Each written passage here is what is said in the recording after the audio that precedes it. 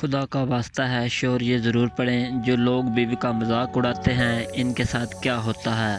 ایک مومن جس طرح مسلمانوں کی جان اور اس کے مال کو نقصان پہنچانا حرام ہے، اسی طرح اس کی عزت اور آبرو پر حملہ کرنا بھی قطعاً جائز نہیں ہے۔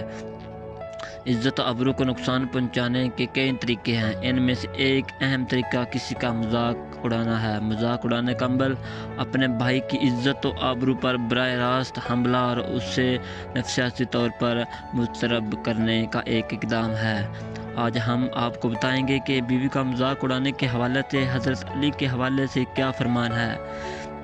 کسی کا مذاق اڑانا اسلام میں جائز ہے یا ناجائز؟ کسی کا مذاق تب اڑایا جاتا ہے جب کسی کو حقیر سمجھا جاتا ہے۔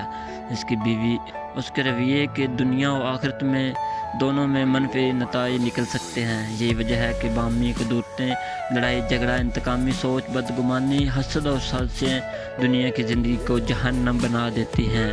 دوسری طرف اس رویے کا حامل شخص خدا کی رحمت سے محروم ہو کر ظالموں کی فہرست میں چلا جاتا ہے، اپنی نیکیاں گنوا بیٹھتا ہے، آخرت میں خود ہی تضحیک کا شکار ہو جاتا ہے۔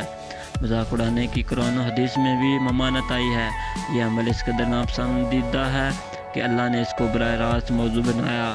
چنانچہ سورۃ الحجرات میں واضح طور پر بیان ہوتا ہے کہ اے ایمان والو، نہ مردوں کی کوئی جماعت دوسرے مردوں کو مذاق اڑائے، ممکن ہے وہ ان سے بہتر ہوں، اور نہ عورتیں دوسری عورتوں کا مذاق اڑائیں، عجب ان سے بہتر نکلیں۔ مذاق اڑانا ایک شخص کی تحقیر کرنا اور اسے بے عزت کرنا ہے۔ تمسخر کرنے یا مذاق اڑانے کے بارے میں امام غزالی فرماتے ہیں، اہانت اور تحقیر ارادے سے کسی کی حقیقی یا مفروضہ عیب اس طرح بیان کرنا کہ سننے والے کو ہنسی آئے۔ اس لیے روایات میں کسی کی آبرو کو نقصان پہنچانے کی مذمت کی گئی ہے۔